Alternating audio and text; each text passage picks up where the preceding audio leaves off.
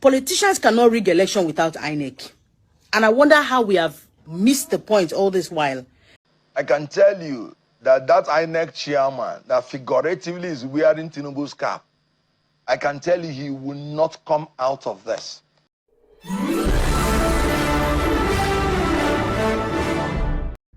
Greetings viewers and subscribers, this is BVI Channel 1, where we tell you undiluted truth. Let me do a quick reaction to Godswill Akpabio. After hearing him make the statement in a recent event in Abuja, we thought he is the worst Senate president ever in the Nigerian history by the standard of being a rubber-stamped Senate president. But he is far worse than what we have all imagined. Listen to this. Chairman of INEC said victory is sure. But he didn't say victory is sure for APC. He did not say victory is sure for PDP. He just said victory is sure. And the man said that it's manipulated. Nobody wants to hear. But for me, whether manipulated or not, he said victory is sure. He was not chairman of INEC. He was just a mere lecturer. Anybody can support anybody wishes to. But when you are on a seat, you have to think of all the entire country and all the populace. And that's what you are doing.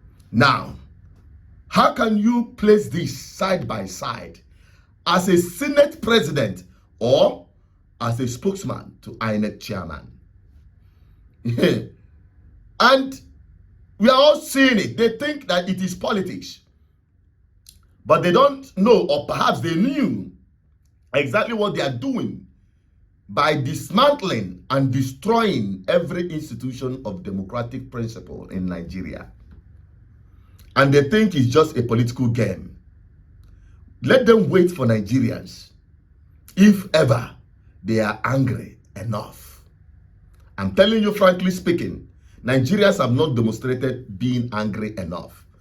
Also, I heard the ITC person of INEC, the chairperson of INEC ITC or whatever, claiming and playing ignorant of what they call two-step authentication on social media platforms. Based on the official statement issued by the Commission sometimes last week, the chairman does not maintain any personal X account. Therefore, any content being attributed to such an account is not recognized by the Commission as originating from it. And for me,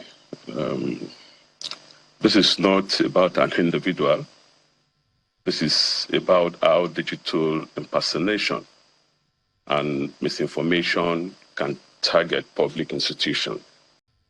Dr. Bayode, how then do you explain all of the forensic detailing that has come up? One, the email address that was used to register that particular handle is said to be the same email address on Professor Josh Amupitan's Unijust CV, and a phone number reportedly ending with 99, which is similar to the same number on Professor Josh Amupitan's CV. So these were questions asked Grok, by the way, which is X's AI tool. And Grok has been saying, well, from what I have seen, that particular handle is linked to the INEC chairman. So who exactly is lying? Is it INEC or is it X's AI, Grok? What we are seeing is something bigger, honestly. What we are seeing is digital impersonation. Yeah, you said something earlier that that account was at some point on the day that this first came to fore. That account was renamed. The content there maybe will have been manipulated. Again, the important issue here is how digital impersonation and content manipulation can mislead the public. And don't forget the email addresses and the phone number that you just mentioned. I think all these are public, they are in public domain. So anyone who wants to create havoc can use all this information of anyone and use this as the wheel. Lied, because a lot of questions asked Grok says that account is possibly linked to Professor Amupitan. So is Grok hallucinating? Is it some sort of bias that Grok is playing out here? Just to be clear, because you're an ICT person, this is your field that you know very well. Yeah, Grok honestly can hallucinate, just like any modern artificial intelligence system. And I think the key is to verify important information, especially for decision or public communication. So, yes, any AI system can hallucinate, and so Grok can also hallucinate. And when you look at these things, you can now understand the same very man who we had supervised or oversaw the glitches that happened in 2023 election is now demonstrating that he is incapable of holding that very office. Very sensitive one at that, talking about Nigerian electoral umpire, INEC. And when you put all of these things together, you think that there will be anything close to credible, free and fair election come 2027. Nigerians, we are all just walking into a slaughterhouse like sheep if we don't fight back. And the person that had the best of response to them is Kenneth Okonkwo. I can tell you that INEC chairman that figuratively is wearing Tinubu's cap, I can tell you he will not come out of this.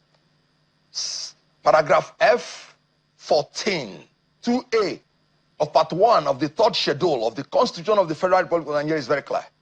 Before a person will be a member of the commission, he has to be a person who is non-partisan and who has unquestionable integrity. So the issue here is not whether he has integrity or not. The issue is his integrity questionable? The answer is yes. Even Tinubu is questioning his integrity.